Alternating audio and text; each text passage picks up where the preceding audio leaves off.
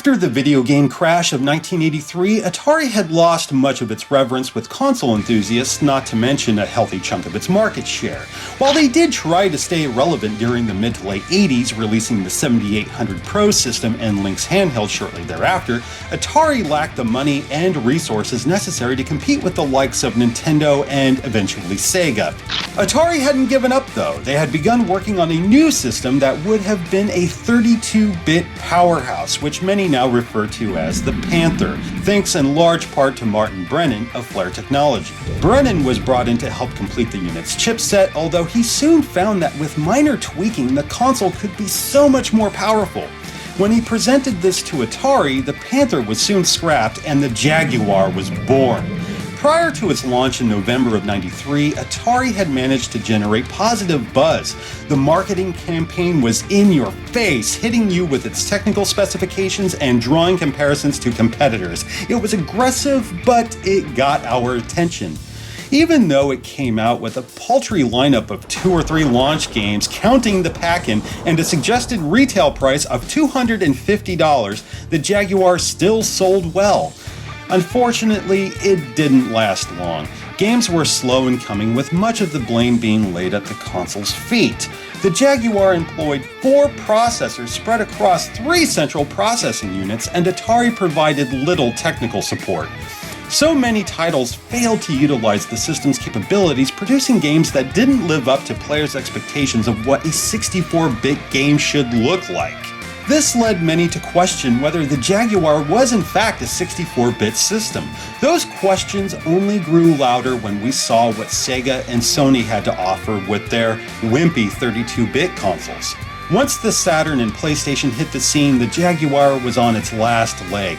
By the time Nintendo 64 arrived, not even a CD-based add-on could change Atari's fate. The Jaguar was dead in the eyes of consumers. It's a shame though, because I'm fucking loving this thing. No, it may not have an extensive library of stellar titles, but there are some gems that make Jaguar worth having. Before we talk about games, let us take a look at the system and its infamous controller. I say infamous because so many have gone so far as to say it's one of the worst, if not the worst, controller ever made. In my opinion, these critics must have lived sheltered lives in which they never laid their hands on an Intellivision. I have, folks. That shit makes the Jaguar's pad look like a fucking Genesis controller by comparison. I know the keypad puts a lot of players off, though it does work well with games that utilize it. With Doom, the keys grant you instant access to the assigned weapon, as well as the map. In Iron Soldier, it serves much of the same purpose.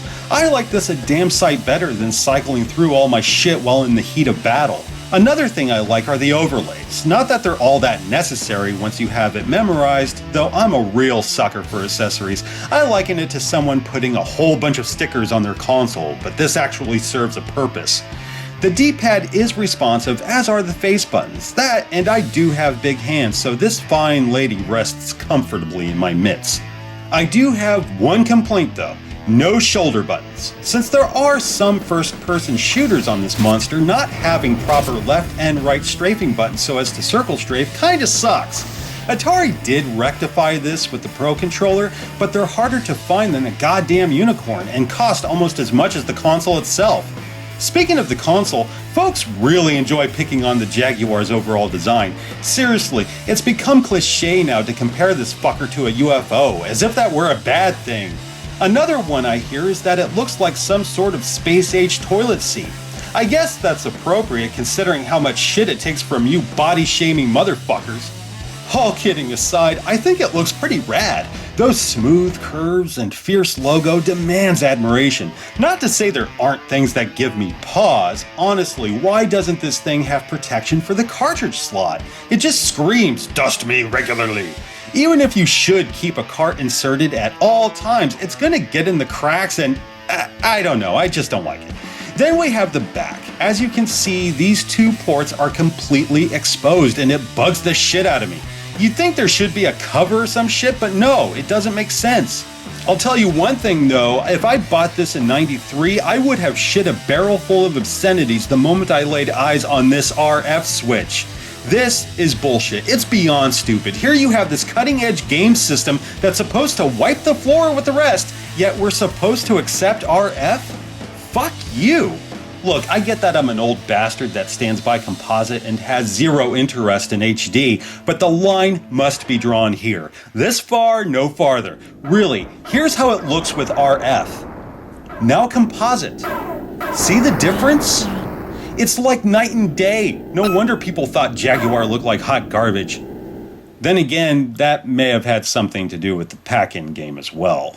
Cybermorph. Okay, now that we're talking about games, let's take a look at the cartridges. This is another instance in which critics like to piss in the cat dish. The most common complaints are the seemingly unnecessary handle and their complete lack of end labels. First, I actually like the handle. Believe it or not, the cart slot is rather snug.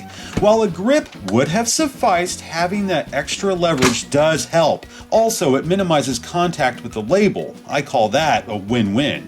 As for the end labels, it does kinda suck since many Jaguar games are loose and it can be tiresome pulling out game after game until you find the one you're looking for. Hardly a hell-worthy trespass though, really, that's a first world problem if ever there was one. Anyway, here's Cybermorph. Developed by Attention to Detail, it's been said that Cybermorph was meant for Atari's Panther and that it may be one of the worst pack-in games ever. I won't lie, this ain't Altered Beast or Sonic or Virtua Fighter for that matter. In fact, I think Matt Nova18 said it best. It's the definition of a bad first impression. I'm not saying this game is shit, but Cybermorph does have a few issues that make it hard to enjoy. Well done. Normally I'd talk about the story, though I really don't care to. It doesn't really add anything to the overall experience, and I'm tired of saying an evil empire is taking over the galaxy and you're the last line of defense. Fuck it. So there's 5 sectors comprised of 8 or 9 worlds each, and you can play them in any order you wish. You're given a brief mission statement, much of which consists of you collecting an ever-increasing amount of pods. As you retrieve these pods, you'll be attacked by various aircraft, turrets, sentient tribal masks, and even fucking graboids. Shooting down enemy aircraft will often yield power-ups. Damn near everything from weapons to health is earned this way. I got the hang of it fairly quickly. Contrary to popular opinion, I think the control is decent. It can feel a little stiff at times, though it works well. You don't have to hold thrust in order to maintain speed here, leaving your thumb free to fire. The keypad's easy to grasp. 1 through 3 are assigned to your super weapon. 4 operates the crosshair, and 5 through 9 change your perspective. There's really nothing to it so long as you're patient. Yes, patience, what's that? Playing the game is not terribly difficult. This is basic stuff, and that made it easier for me to pick up and play. Seriously, I cleared a sector in less than 1 hour on my first go, so the game can't be that hard, right? Oh no, this fucker is hard, just not early on. Worlds grow larger as you go, force fields and teleporters come into play, and those fucking sandworms that kill you instantly. I'm not exaggerating, 1 hit. 1 fucking hit, that's all it takes. If I had unlimited continues, I wouldn't care so much, but yeah, unless you earn some extra guys, the game's over after 3 tries. This is especially devastating if you've flown 7 missions only to perish on the last. I especially hate these fucking dumbass crab-like robots that unleash a steady stream of missiles without end until you veer off or go boom. Then we have the kamikaze pilots. Good Lord. Cybermorph can be needlessly cruel, however I do feel it's fair. Well, fair enough at least. I do enjoy challenging games, and I always feel satisfied upon completing a mission. But let's be honest, the gameplay isn't the problem. It may be too simple for some, though it's not the first thing most critics comment on. Now is it? No, it's the graphics. I'm not gonna bullshit you here. This didn't look all that amazing in '93. We had already been exposed to flat-shaded polygon renderings thanks to Hard Drivin', Steel Talons, and of course Star Fox. How was this groundbreaking? This may be hard to imagine now, but there was a time when having this level of freedom in a 3D environment running this fast and this smooth was uncommon. Still, it couldn't top what Sega and Sony had cooking.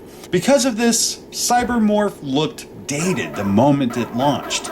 Me, I like the graphics. They may have left me underwhelmed in '93, though I find them almost charming now. It's like, imagine a 2600 game rendered in 3D. You would have Cybermorph. The draw distance is shallow and the frame rate dips pretty hard when shit gets heavy. Regardless, it doesn't bother me so much that I want to turn the game off. And of course, there's Skylar. Yeah, the green holographic bitch in the upper left-hand corner. She has a name. It's Skylar. Thanks to the angry video game nerd, whenever someone dare mentions this fucking game, people get really clever and hit you with... Right, because that joke didn't get old almost a decade ago. I get that she says this each and every time you hit some kind of obstruction, but come on, how often do you crash? I can count on one hand how many times I hit a wall and still have fingers left over. Y'all drinking or something? Finally, there's the music, or lack thereof. There's music during the title screen, though nothing during gameplay.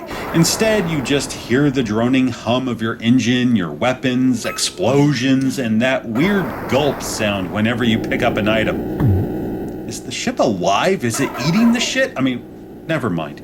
You know, I'm not entirely sure why the game lacks music. It may have something to do with it being rushed as opposed to the technical issue that hindered Doom, but I can't be sure. Oddly enough, this isn't a deal breaker for me. I would have preferred a proper soundtrack, though I'm reminded of the 2600 again.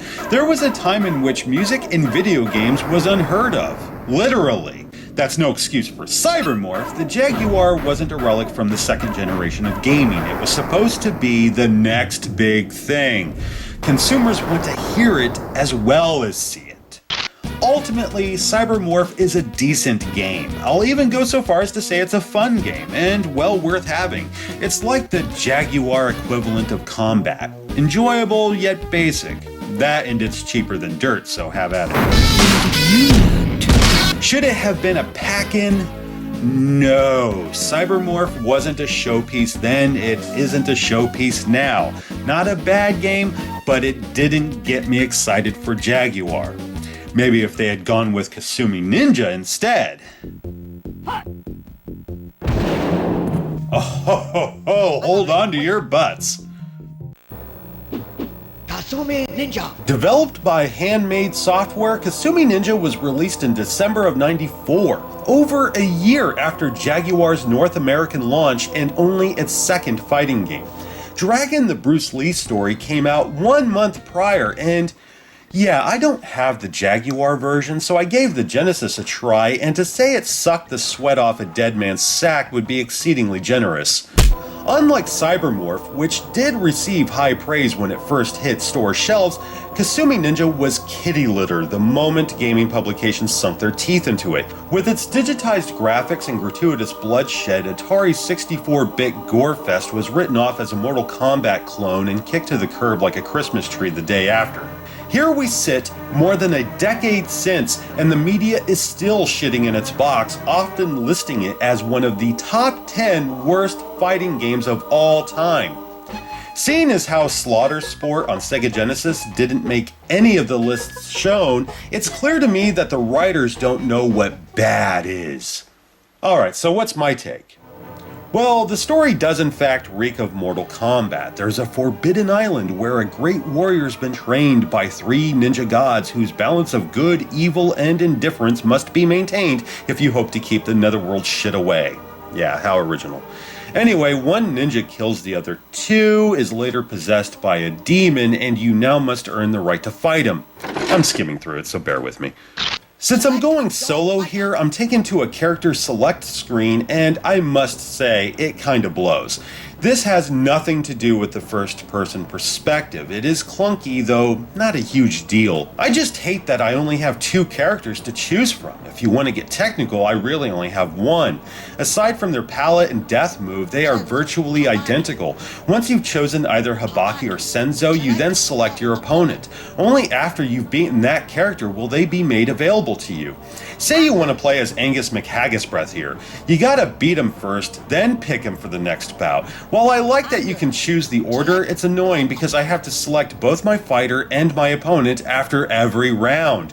This makes the whole first-person thing feel all the more cumbersome since it takes that much longer to get shit flowing.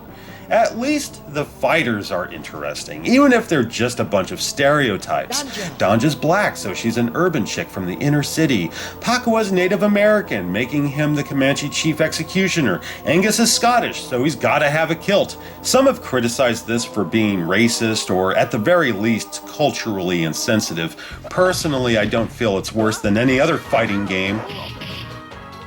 Oh, I love this. Player 1 versus Jaguar. Yeah, I'm not facing the computer. Nah, I'm taking on the Jaguar itself. Okay, the visuals. Much to my surprise, I'm digging it. I know players generally comment on how ugly the graphics are and that they can't touch Mortal Kombat 2. Honestly, I feel that's subjective. The backgrounds here look like digitized photographs of real locations and props broken up into scrolling planes, where Mortal Kombat 2 environments always look hand-drawn.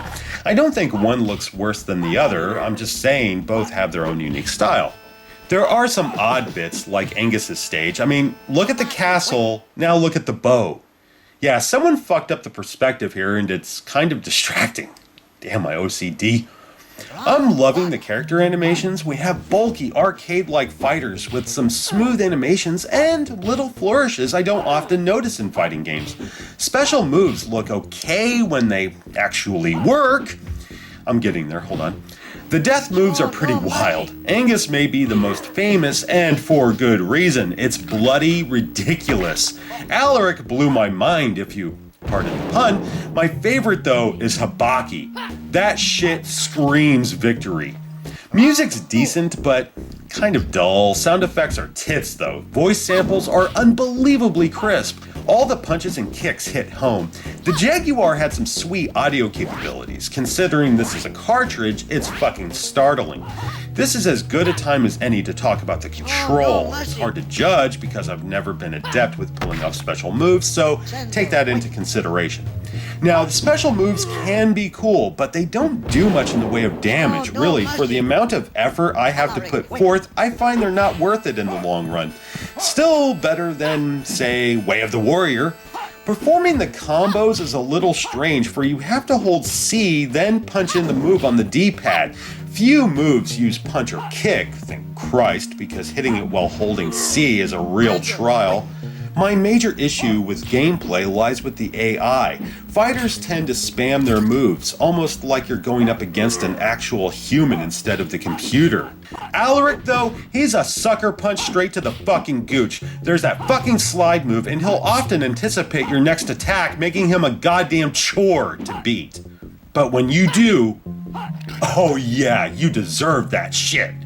Finally, there's the final combatant, Diagur. The first time I played this, it was on easy. You know, I wanted to get a feel for the game before I dug deep. I win that Spear of Destiny, or whatever the fuck it is, go to Gyaku's Hall of Flame, and oh, I really hate that shit. When I did go up against Gyaku, I was disappointed to see yet another ninja. I should have expected that after having read the story, but I'm going up against a palette-swapped version of Hibaki or Senzo, depending. I mean, flex those little gray cells, man. So I beat the fucker, and that's when it says, oh, of course, if you want the true ending, you need to break your spirit as well as your controller. Wonderful. Don't get me wrong, I'm gonna try it, but... Alright, I'll admit it. I like Kasumi Ninja. It's definitely flawed, without a doubt, though it kept me playing. There is some fun to be had here. It's kind of fascinating, really. I know some players claim it's broken and utterly unplayable. All I have to say to that is Kasumi Ninja ain't got shit on Slaughter Sport. Play this, then tell me Kasumi Ninja's a piece of shit. Yeah, go ahead. I'll wait. Go.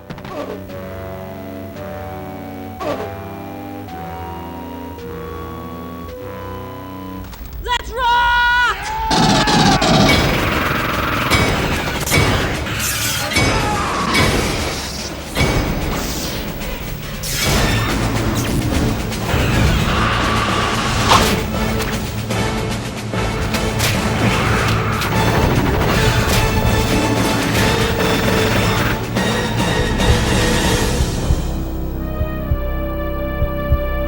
Ever since release in October of 1994, Alien vs. Predator is often hailed as one of the best, if not the best, game for Atari 64-bit platform. While it was destined for Lynx early on, development soon shifted to Jaguar. Let me tell you, players whom decided to pass on the system began to rethink their positions upon seeing this game in action. Remember, first-person shooters were all the rage then, thanks to Wolfenstein 3D and Doom. Also, previous titles featuring these horror film titans were either side-scrolling platform adventures or beat-em-ups. Never had we seen them brought to life with such realism. It was, in a word, amazing. The story is basically a simulation of events that transpired on Camp Golgotha, a training facility for the United States Colonial Marine Corps. A derelict spacecraft is recovered and taken to Golgotha. As luck would have it, the damn ship's infested with xenomorphs that soon overrun the station. Later, the Predators show up and dock with the facility, thus beginning their hunt. Meanwhile, poor Lieutenant Lewis finds himself in the brig and most of his fellow Marines dead. It's a good setup, and it definitely sets the mood prior to gameplay. Hell, the main title screen alone had me chomping at the bit. Alien vs. Predator has you play as all three characters, the Xenomorph, the Predator, and Lieutenant Lewis. Each have their own mission planned and attributes that make their campaigns a unique experience, giving players a great reason to revisit the game after they've beaten it with one character. As the alien, you gotta find the Queen and free her from the Predators. Conversely, the Predator's aim is to find the bitch and kill her. With Lewis, your goal is to activate the self-destruct, then escape. Sounds simple enough, right? Well, think again. Let's tackle each character one by one. First, our resident badass, Lieutenant Lewis. First-time players tend to favor the Marine since it more closely resembles your typical first-person shooter. You have a dude with a shotgun surrounded by alien hostiles and a creepy environment. Would you have guessed that this is the hardest scenario to beat? I sure as hell didn't. So you gotta activate the self-destruct. Before you can do that, you'll need a security card with level 10 clearance. As I'm sure you may have guessed, you have to work your way up and find damn near every card leading up to it. Along the way, you'll have to contend with warrior drones, facehuggers, and even predators. Blasting aliens is always fun, except warriors leave puddles of acid where they lie, which can hurt you. Since they like to appear behind doorways, you'll want to kill them as quickly as possible, but this proves problematic since you're going to do a lot of backtracking. Oh, don't even get me started on the air ducts. You see, Alien vs. Predator isn't a standard shooter. This is survival horror in a first-person perspective. Limited ammo and health items with lots of enemies and pitfalls. Also, the game grants you access to all 5 levels at the start. This includes the Predator's vessel on level 1 and the Derelict on level 5, giving players 7 large areas to explore in total. When playing as the Marine, you want to find these computer terminals and read the logs. Doing so will give you hints as to how you should progress. It's like, oh, I'll find that security card on level 2, I need to use the air ducts. This may take Doom veterans off guard, though it does work. Like I said, this wasn't meant to be non-stop action, it's survival horror. Don't you worry though, this little arsenal's not for show. You have the shotgun, a flame unit, the pulse rifle, and a smart gun. The shit will get hot and fast. Just beware of facehuggers. These fuckers are a pain to contend with because you can't fire your weapon once they latch on. If you're in a room full of enemies, this one campaign kept me busy for hours, searching all these floors, checking dead bodies for health items and keys, just thoroughly engrossed. Long before I found the motion tracker, I was far more reluctant to enter these rooms, so everything took longer. Even now, I'm still timid. I've only made it as far as the Queen, where you'll find the level 10 card. Your Highness is a damn sight more ferocious than her counterpart in Alien Trilogy. Fuck me gently with a chainsaw. Alright, now the Predator. In my opinion, Pussyface has an easier time of it. For starters, you can go anywhere you wish without having to fiddle fuck around with keycards, though you can't use the air ducts. Yeah, Marines and Xenomorphs only. The Predator's built like a brick shithouse, meaning you won't be needing as much health. That's another thing. The Predator collects food and health to be used later, meaning you won't be wasting a full kit to recover 5 measly units of life. Finally, there's the Cloak. When I activate this fucker, it tickles my nerd bones something fierce. Even the sound effect is there, and it's awesome. Just like Predator 2, you have a multi-spectrum filter that adds to the immersion, although it doesn't really make foes or items stand out any better. Really, this is more for show than anything. Now, your whole objective is to kill the Queen. I'll tell you right here and now, that wrist blade won't cut it. You need stronger weapons, like the shoulder cannon. Fucking rad. How do you find those weapons? Well, guess what? You don't. You're on the honor system here, meaning you need to hunt. So long as you make the kill while visible, points will be earned. If you're cloaked, points are taken away. That conflicts with the movie somewhat, doesn't it? Regardless, being on the hunt creates a different mindset. As the Marine, you often have to run away or try and avoid enemies entirely. As the Predator, this is your way of life right here. Watching Marines as they patrol corridors, just waiting for my moment to strike. It's quite thrilling, I gotta say. Eventually, you'll earn the combi stick and smart disc. Both are way stronger than the wrist blade. On the downside, you don't earn as many points for a kill. That's where you may want to rethink favoring one weapon over another, at least up until you earn the shoulder cannon. Now that you're fully armed, time to land the most dangerous game of all, the Queen. I'll be honest, I took the coward's way out on this one. I strafed out of the entrance where she can't go, took a few pot shots, then ducked back. Still, I fucking killed her. That counts for something, right? Right? Whoopie fucking do. Last but not least, there's the drone, the one xenomorph set to rescue the Queen from those vile hunters. This is trickier since aliens can't use elevators. Instead, they must rely on air ducts. Yeah, that's how you switch floors. Figuring out which exit leads where is trial and error. On the bright side, there's no enemies in the ducts, so this is a good place to save your game or wait for eggs to hatch. Shit, I guess I should explain that. Alien vs. Predator gives you 3 save slots. Depending on the character, the font and color will change accordingly. You can save at any time by pausing the game, then pressing options. Easy peasy. Do know that restoring a game will resurrect enemies, possibly in new positions, along with the various pickups. As for the eggs, yeah, that's how you're gonna win. Your first time playing as the Xeno will be brief because he's the weakest of the 3 and you will die. A lot. That's where the eggs, or cocoons, come into play. If you claw your Marine, he'll be cocooned when you walk over him. You can cocoon up to 3 times before you tap out, and no, you can't cocoon Predators. Once these bastards mature, you'll respawn there the next time you bite the bullet. This is a neat feature without a doubt, though it can be a pain when you've gone as far as level 2 only to die and warp all the way back to level 5. I was crushed when this happened because it took me forever just to make it that far. Still, so long as you don't turn off the game, all the enemies you've killed will stay dead. That makes the next run even easier. Playing as the alien made me feel somewhat invincible, like I can't really die, I just keep coming back. Combined with my speed, it's kind of surreal. The only thing that could have made this better is being able to run on the walls or ceiling like Alien 3. That's not a gripe, just saying it would have been cool. Obviously, I love this game to pieces. All 3 characters provide something different. If I'm wanting to feel scared or empowered, even unstoppable, then Alien vs. Predator has me well covered. There's tension whenever I open a door. I piss myself a little the moment I hear, yeah. But I can feel like the deadliest warrior in the galaxy when taking out a room full of Marines, or the most vicious killer in the known universe by punching my mouth tongue through a hunter's chest.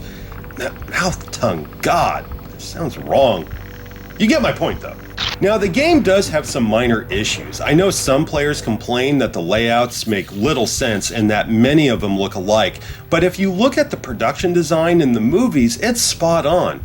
Also, you have a map. If you have a good sense of direction, you'll be fine. My problem lies with hit detection. It sometimes stretches beyond the boundary of the wall textures, like doorways, for example. I mean, look at this. What the hell am I hitting? It went right through him. Fuck, that's twice now. Ain't that some shit? This doesn't break the game in any way, but it can be frustrating when you've got a horde of monsters coming at you all at once. Visually, Alien vs. Predator looks phenomenal. Yes, the levels are simplistic in that there's no stairwells, elevated areas, or rounded corners, but this is consistent with the movies in most respects. On top of that, the wall textures are ridiculously sharp, as are the multi-sided enemy sprites. We're looking at digitized photos of miniature wall, floor, and ceiling tiles along with character models, adding to the realism. When I say sharp, I mean razor sharp. Look at the facehugger graphic here, then compare it to the one in Alien Trilogy. Hey, I'm impressed. I know some will bitch about the frame rate, and I feel it's unfair. Sure, it doesn't look as smooth as Wolfenstein 3D, though it fucking murders Doom on Saturn. Some visuals fall short. I kinda wish bodies exploded when hit with the shoulder cannon, instead of just, yeah. The sound effects are killer, really. It's almost CD quality. Voice samples are loud and free of distortion. The creature sounds are authentic, right on down to those eggs bursting open. Shit, even the doors sound like the genuine article. One thing that tends to split critics here is the lack of music. Yeah, there's score during the main menu as well as the end screens, but nowhere else. What we get is a low hum, as if you're surrounded by numerous energy sources and buzzing fluorescent lights. Some areas do sound different from one another, like the derelict or the hunter's ship. Some feel this makes the game slow and lifeless. It's like every other game has music, so why not this one? You know, I get it. However, in this instance, I feel it adds to the atmosphere. Not having that melodic wallpaper makes it feel as though I'm in the station, not playing a game. Look, I know this game isn't for everybody. For me, I think it's one of the best games ever made. There's some bias for I fucking love the source material, and I'm really feeling the Jaguar right now. Nevertheless, Alien vs. Predator had me by the balls for weeks. I'm still playing it. I've beaten it with the Predator and Alien already. I gotta beat it with Lewis. I want to ace this one like Resident Evil. That is how much I love this game. This is reason enough to own a Jaguar. If you don't agree, then fine, more for us. He just too bad.